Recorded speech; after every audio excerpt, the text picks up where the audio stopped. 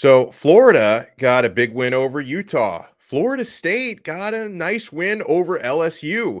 Does this put even more pressure on Mario Cristobal and the Miami Hurricanes?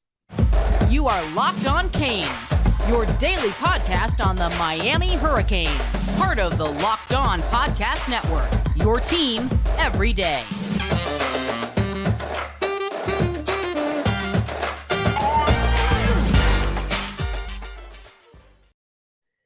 I am Alex Donno, your host. I'm a University of Miami alumnus, longtime South Florida sports radio vet, and contributor to allhurricanes.com. Thank you so much for making Locked On Canes your first listen today on a Victory Monday. We're available free wherever you get your podcasts and available free on YouTube. Yes, we still have a lot more to say about Miami's 70-13 season opening win against Bethune-Cookman. What they have to look forward to against Southern Miss this weekend. Miami is a 27-point favorite in that game coming up. But some external results also have people talking. And I want to address it, right? Because a lot of Miami fans out there, of course, you expected to beat Bethune-Cookman. You did it very comfortably. A lot of Miami fans were expecting Florida to lose at home to Utah. They didn't. And Florida State to lose in New Orleans, technically a neutral site, but, not really, against LSU. And they didn't. Now, LSU had several special team snafus that helped cost them that game. But still, this, Florida State looks better than I thought they would right now. Same thing with Florida. And so I see a lot of Hurricanes fans talking now. The big message I'm seeing is, hey, since Florida State just got a signature win against an SEC team, Florida just got a signature win against the, I think, 7th-ranked team in the country is what Utah was. Now there's so much more pressure on Miami. You've got to win at College Station. That's become a big narrative. Miami has to go into Texas A&M in 12 days, and they've got to beat the Aggies. Now, that's a really loaded projection. Now, I don't want anyone to accuse me, Dono, why are you talking like a loser, right? Take a step back from this, guys. I am looking at Miami from within, and I think the way Mario Cristobal needs to approach this is we don't need to be concerning ourselves with external results from teams and games that do not involve us. Our message does not change. Mario Cristobal, I'm sure, feels the same pressure today than he did 24 hours ago to go into Texas A&M on September 17th and hopefully come away with a victory. I don't think Mario is watching TV last night and saying, oh, gosh darn it, Florida State beat LSU. Now, I didn't feel this way before, but now we've got to beat Texas A&M because Florida State beat an SEC team. Now we have to do it.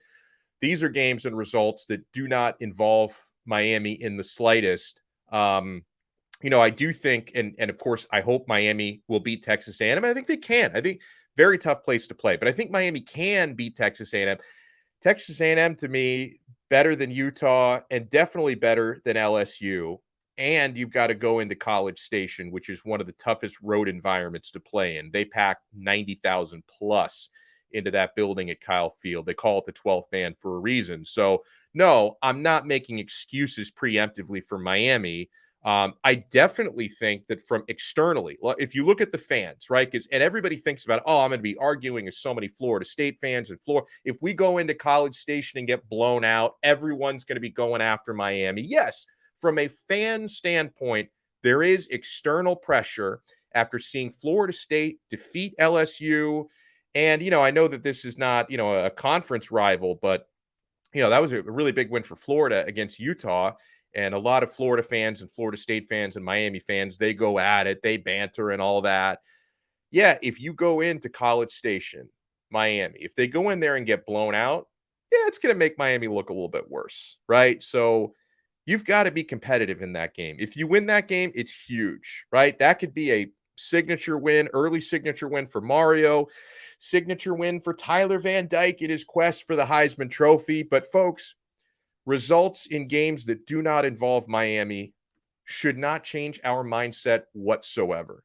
All along, we should be going into College Station thinking we need to compete and try to win this game. Florida State winning, Florida winning, doesn't change that. My mentality has stayed the same. And listen, I could argue, first of all, good for Florida State. Congratulations to you guys. That's a Miami opponent this year, every year. That's a team we're in the same conference with. It's probably better for Miami, who has Florida State at home this year in November.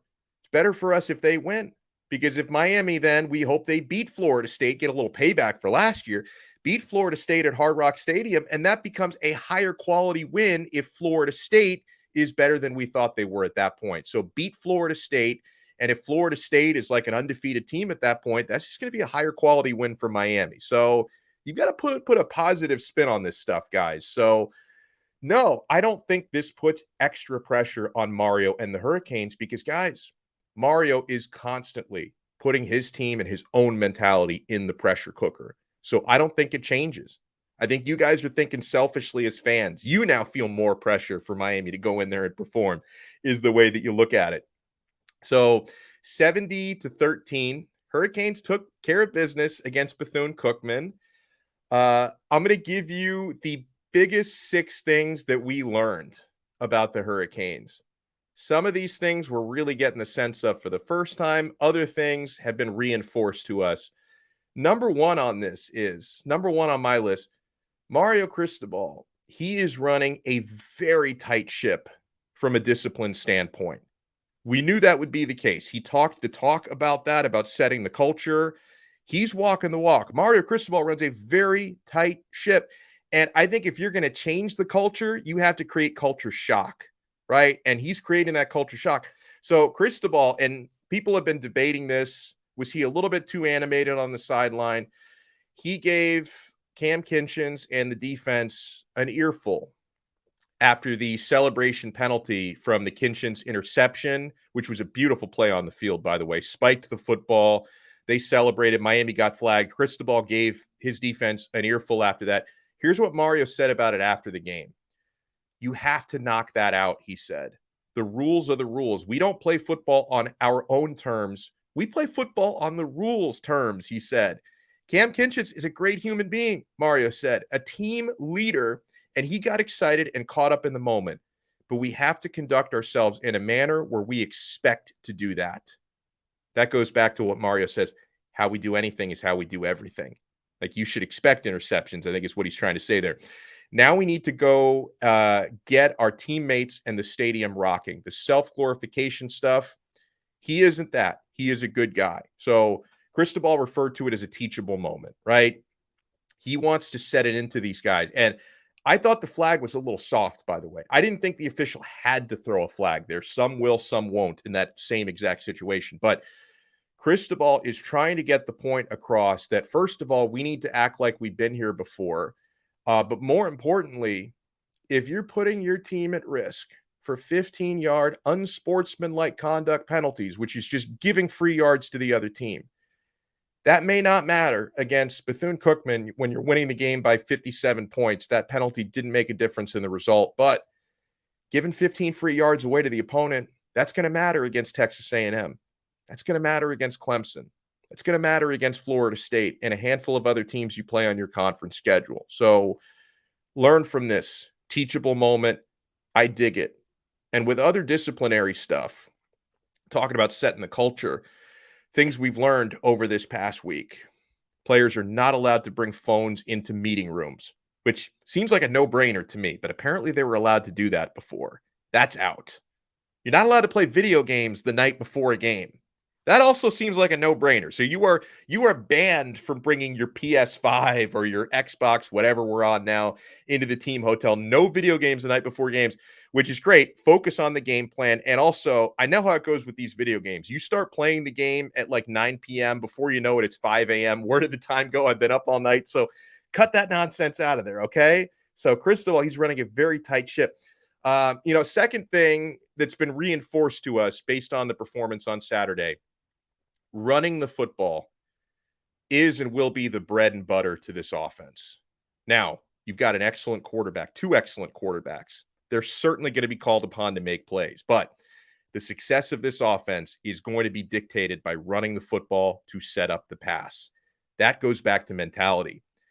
I thought the offensive line on Saturday, I know it was against inferior opposition, but I was pleased. They exceeded my expectations. I wanted to see them assert themselves at the line of scrimmage and at the point of the attack. They did better than I even thought they would. I loved what I saw from Jalen Rivers. I loved what I saw from Ja'Kai Clark before he got banged up. He is going to be okay. Cristobal confirmed that. So your starting center, I think, will be back next week. I loved what I saw from Inez Cooper, the true freshman who was bulldozing people when he got into the game.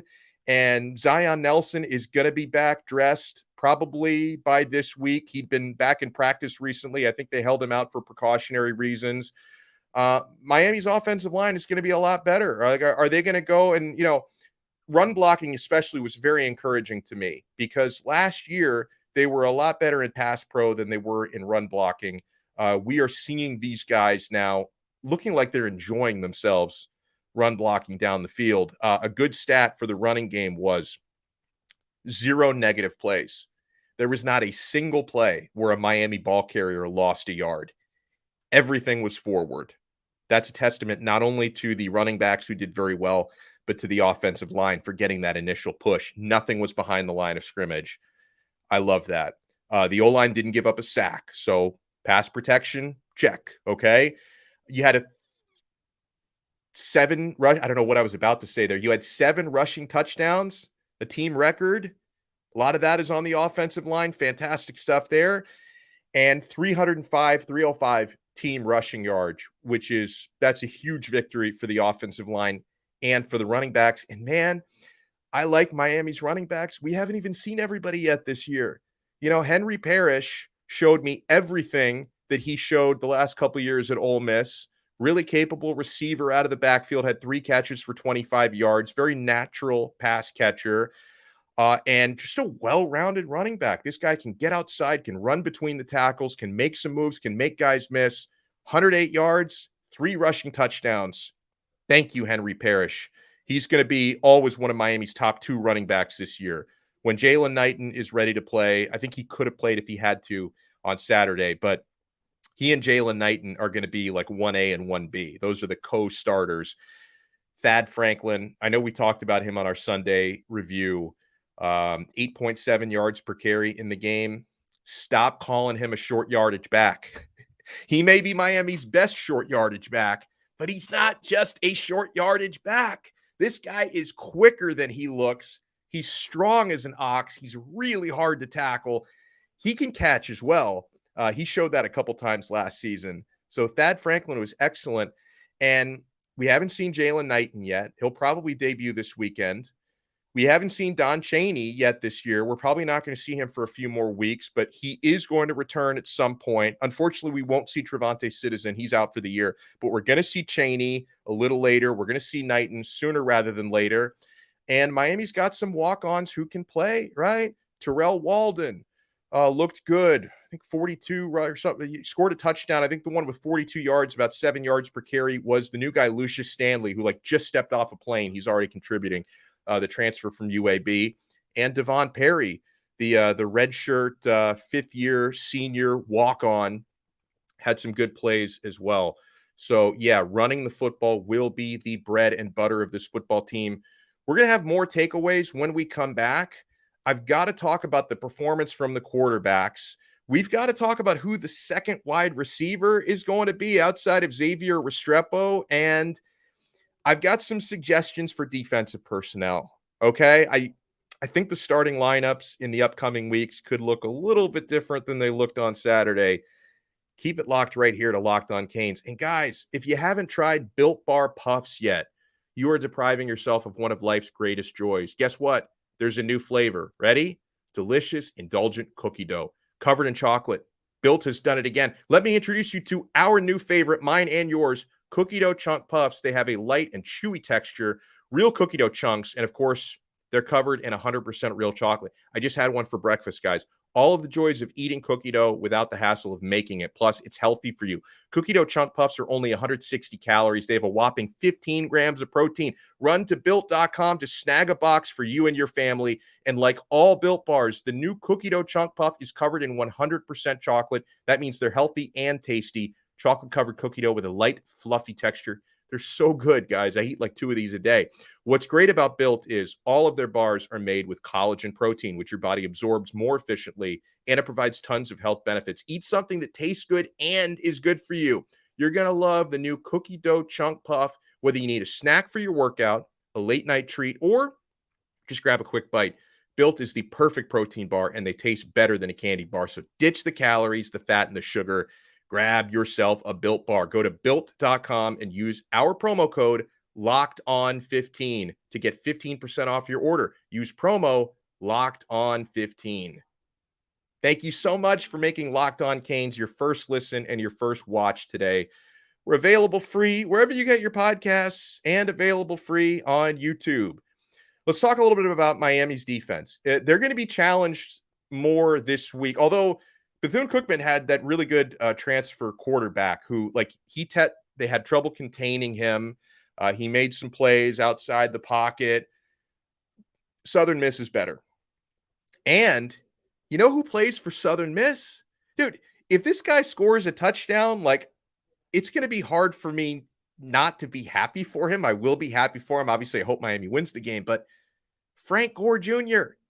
Frank Gore Jr. is probably Southern Miss's best player. He's their starting running back. And Mr. Gore, last week against Liberty, and Liberty did come back and win the game. So Southern Miss took an L, but not because of Gore Jr. He was fantastic. 174 rushing yards, had a 46-yard rushing touchdown, scored 2 touchdowns in the game. And he even threw some passes. He had a 48-yard completion in the game. So, Frank Gore Jr. is out there playing multiple positions at Southern Miss.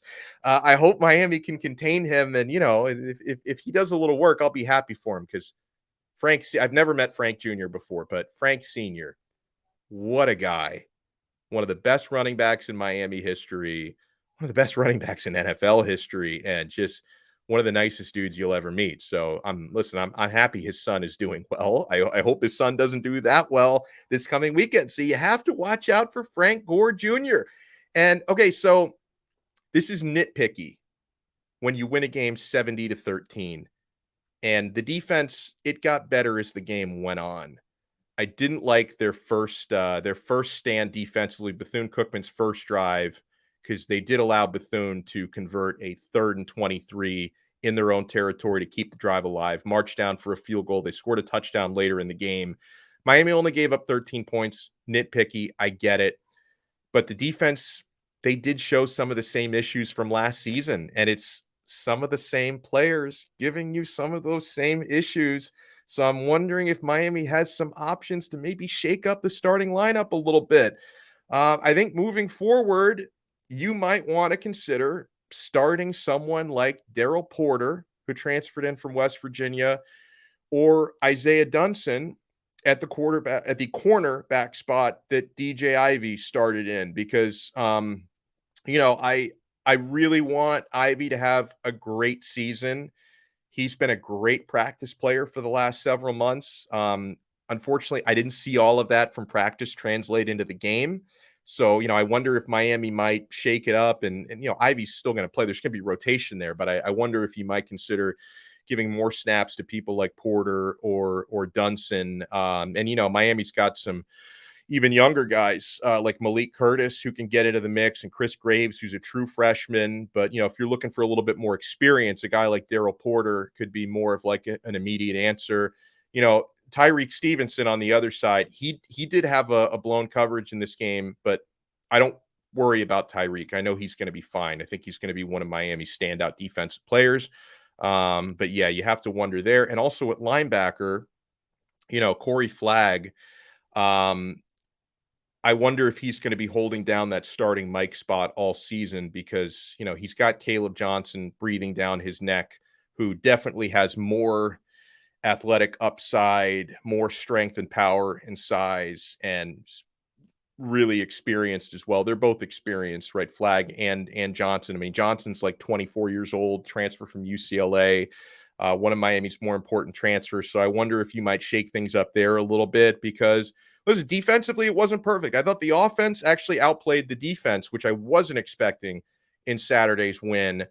I'm expecting more moving forward from Miami's defensive line. They were not as disruptive as I thought they were. I was expecting more than 2 sacks and more than 5 tackles for a loss.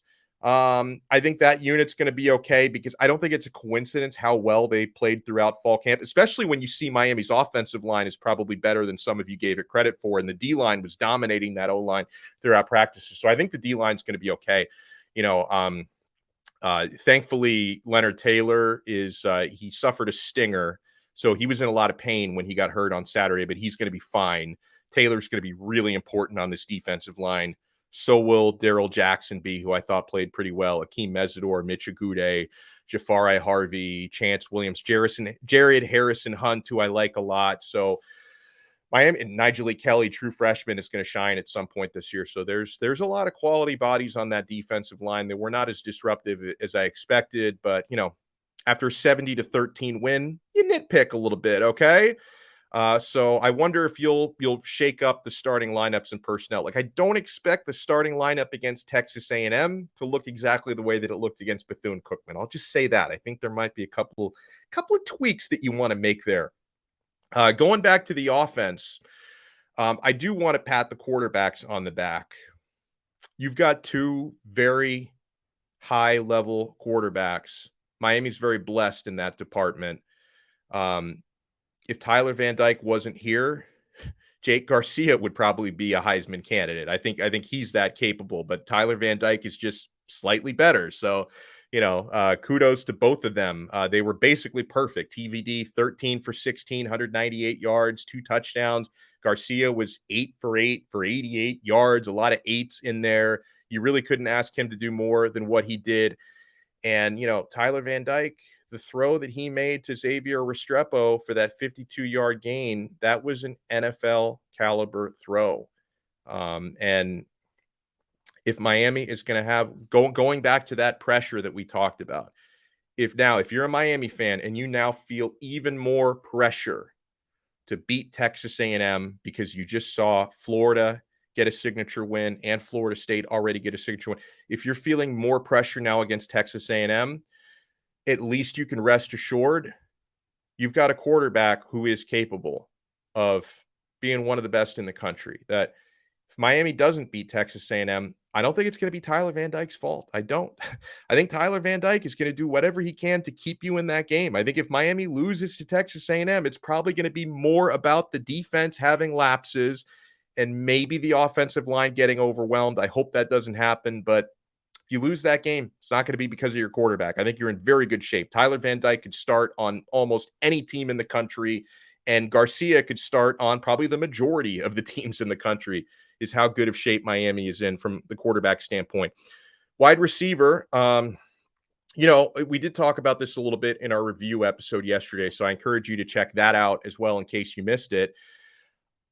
I liked seeing Frank Ladson getting a couple of important grabs, and I like seeing Michael Redding getting some important grabs, including that contested touchdown that he had where he wrestled away from the defender. Basically, he got the 50-50 call. Tie goes to the runner. Thank you, Mr. Referee. It was a good effort, though, by Michael Redding, because we need to see a true second option at wide receiver emerge. Very clear, Xavier Restrepo is the go-to guy out of the receiving core. Like, you could throw a couple tight ends in that conversation, but out of the wide receivers, Xavier Restrepo is and will be your number one guy, and that's fine. I'm fine with that because I think he's really good, very dangerous out of the slot. Who's going to emerge as the second guy? Are we going to see? We saw a lot on special teams from Keyshawn Smith, who looks like a really dangerous return man, which is great. Are we going to see more consistency from him at wide receiver? Once Jacoby George is eligible to play, he's suspended for another game. Is he going to emerge? He had a ridiculously high yard per catch average, 26.2 last year, but we still haven't seen someone else emerge. And yeah, I was very happy with the special teams performance. It was nice to see Restrepo had a big return. Keyshawn had a bunch of big returns. We'll see if we get like Malik Curtis more in that mix moving forward, because he's a very dangerous return man. So I like it. I like it a lot. We've got a recruiting update. There were multiple big-time players at the game, Miami recruits. one of these contested guys that Miami is not a flip because he's not committed anywhere, but seems like he's virtually a lock to go to Georgia. Can Miami get him to play his football in Coral Gables? We will talk about that and more when we come back here on Locked On Canes. Thank you so much for making Locked On Canes your first listen and your first watch today. Speaking of your first watch, bros, our goal, and we're getting close, our goal is to reach 5,000 YouTube subscribers by the Texas A&M game. We're less than 250 away from reaching that number, but help us get there, man. We want to get to 5K YouTube subscribers by September 17th. If you watch these on YouTube and you haven't subscribed yet, it's free. Hit the subscribe button. If you've got friends who are into Miami football, college football, tell them to subscribe. We want to get to 5K within the next 12 days. So let's freaking go. So 4-star wide receiver Tyler Williams out of Lakeland. You know, Lakeland is historically Gator territory. Although this one, Tyler Williams, has been trending heavily to the Georgia Bulldogs for a long time. They've got him over 95% to Georgia on the On3 tracker, and whatever crystal balls he has on 24/7, I believe, are going all in Georgia's direction. This is someone I would love to have at Miami. We need someone of his profile in this receiving class because, you know, Miami's got, you know, Ray Joseph and Robbie Washington, very good receivers, smaller, shiftier guys. Whereas Tyler Williams, 6'3", over 200 pounds. Man, I would love him or a Brandon Innes flip or a Hakeem Williams. Like, these are the size profiles that I am looking for. In the case of Tyler Williams, there's definitely some momentum for Miami. So Williams, standout wide receiver, 4-star out of Lakeland. He was actually scheduled last weekend to make an official visit to Ole Miss. Canceled that OV. Ole Miss is out. He canceled Ole Miss in order to make an unofficial to Miami to attend the Bethune-Cookman game, and he liked what he saw. He was interviewed by Cane Sport, which is the On3 Miami website. He said it was great to get back down. I think the last time I was down, it was February, so I got to see a lot with the new staff. He said, yeah, because like Mario didn't have his coaching staff completed back in February, I don't think. There was a lot of still question marks there. He says it was good to see how everybody's moving pieces. He says, I seen a lot of great things. Offensively was equally spread. He liked the balance, running the ball and throwing the ball. Special teams operate very well. That's part of my game, he said. I play punt return and kick return. I'd love to have him doing that here. And I've seen they did a good job with that too. So it was good getting back. And they noted on On3, so he's got more official visits to take, Tyler Williams. He's going to schedule an official visit for Miami, and it's probably going to be his final official visit before he makes his announcement September 27th. That's when he's going to announce his college destination. So that is 22 days away. I get scared every time I have to do quick math, but he's 22 days away from announcing his college decision. We have weekly conversations with one of our recruiting experts, John Garcia. John always says it. When it comes to official visits, you want to be first or last. You want to make the first impression or you want to make the final impression before someone decides. Usually it bodes well for the first or the last, and it doesn't usually bode as well for the schools that get visited in the middle. So that would be gigantic.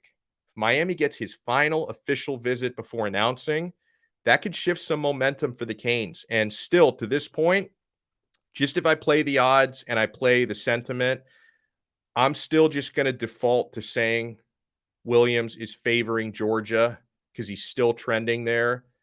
But I'm telling you, folks, that can change. And Miami has the next 22 days. And it already started, really, because, you know, being down for his visit for the Bethune-Cookman game, that's when they really started this process of trying to pull him towards the U.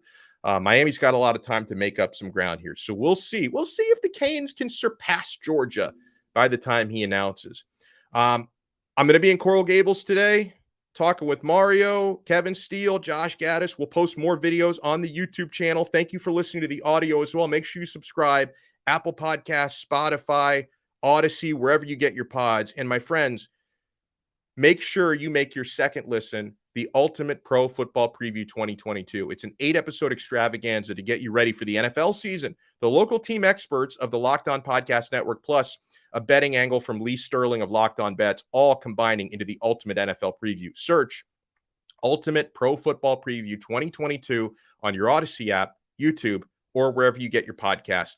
So we will talk to you guys again throughout the day and into tomorrow right here on Locked On Canes, part of the awesome Locked On Podcast Network, your team every day.